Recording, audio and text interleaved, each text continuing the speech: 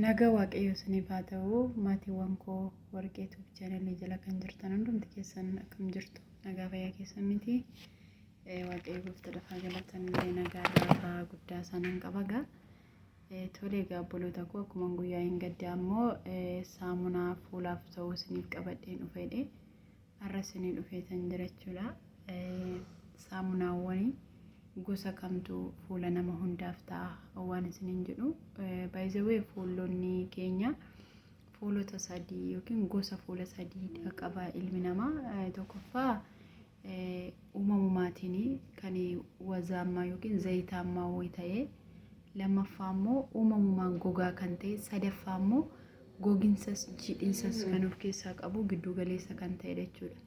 Isa kanaafiyyuu saamunaawwan kana adda baafachuun immoo yegitti nu barbaachisa jechuudha. Saamunaawwan argamatti fayyadamna tun taane isa kamtu fuula keenyaaf ta'a, fuula gogaaf isa kamtu ta'a, fuula jiidhaaf isa kamtu ta'a, fuula giddu galeessaaf isa kamtu ta'a inni adda baafachuun nurra jira jechuudha. Saamunaawwanii itti akkaataa itti fayyadama yookiin saamunaawwan fuula keenyaaf ta'u yoo itti kan nuuf ta'u yoo adda baafannee barree fuula keenya wantoota garaa garaarraa of eeguun nun rakkisu jechuudha. Sababni isaayyuu fuulli keenya saamunaan jiidha saamunaa isa gogaaf ta'u itti fayyadamuun hin jiru jechuun isa fuula kan fuula jiisu jira kan fuula gogsu jira saamunaan isa jiidhinsa ta'eef kan gogsu jira isa gogaateef kan jiisu jira isa giddu galeessaafis immoo akkuma giddu galeessummaa isaatti jira waan ta'eedhaaf kan adda baafachuun dirqama hunduma keenyaati jechuudha. Isa kana yoo barree buguriirraa akkasumallee immoo wantoota shiffitaa adda addaa fuula keenya irratti bahanii fi akkasumallee immoo madaatii kan jedhamee bara kanatti qorichummaan isaallee baay'ee kan hin argamne irraallee nu qusachiisa jechuudha. Isa dura garuu qaamni keenya persentiin olaanaan isaa bishaan waan ta'eedhaaf bishaan dhuguun fuula keenyaaf waa baay'ee barbaachisaa gahee guddummaa qaba.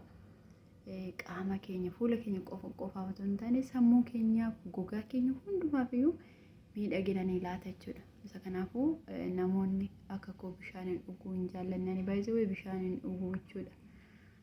Bishaaniin dhuguu lafa nani jiru kunis baay'ee hin qorra jechuudha eesiini. Yeroo hundumaayyuu bonas ta'ee ganna iddoo kanaatii hin qorra bakki nani jiru kana eesii waan hin cufamneef hin dhugu bishaan jechuudha. Namoonni garuu hojiidhaan wantoota garaa garaan illee olii galtan qasaaqqastanii otoo dhuddanii bishaan gaarii dhadheena sumarraan gorsa dabalataa isiniif kenna. Dabalatammoo wanta sammuu keenya jeequ jechuun wanti lafa kanarra wanti nama yaaddeessine nama hin jeeqne hin jiru haa ta'u malee otoo jeeqamuu baanne waan tokkotti dhiphachuu baanne gaariidha sammuu keenya dhiphisuu baanne wanta nu gararraa ta'e hundumaa gara uumaa keenyatti otoo dhiyeessine baay'ee salphata. Wanti nu yaaddeessu wanti nu dhiphisu wanti nu yaaddeessu baay'ee yoo jiraateyyuu isa qabanne gara waaqayyootti otoo siinee bu'aa qabeessa hin taane jechuudha. Kanarraan alaa saamunaa kana namni hin beekne hin jiru paappaayaa namni hin beekne hin jiru jechuudha. Kun paappaayaadha. Paappaayaan vaayitaaminootaan kan sooromedha jechuudha jechuun vaayitaaminootaan sooressa. Paappaayaan kun vaayitaamin A qaba yookiin vaayitaamin A, vaayitaamin C fi vaayitaamin E qaba jechuudha. Paappaayaan namoonni Filipiinota homa garaa garaa kun paappaayaan hin addeessallee jechuudhaan itti fayyadamu jechuudha. Akkasumallee wantoota gurraachaan balleessa jechuudhaan fayyadamu.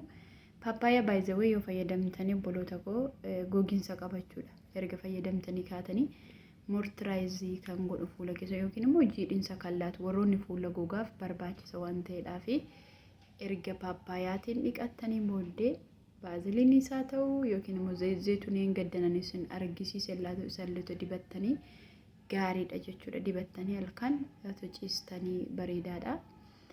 Akkasumallee persiil kan jedhu kunoo kan argaa jirtu kunillee baay'ee gaariidha jechuudha. Fuula hundumaaf ta'a. Gogaafis hin ta'a, jiidhaafis hin ta'a. Fuulli kun saamunaan kun immoo baay'ee qalaalidha. Qarshiin isaa qarshii birrii 2 shilingii jechuudha yookiin 2 aamsa akka biyya keenyatti kanaan illee fayyadamaa baay'ee gaariidha. Fuulonni jiidha warri qabdanis fuulli keessan gogaa warra akka gosa illee kanatti fayyadamtanii bareedaadha jechuudha.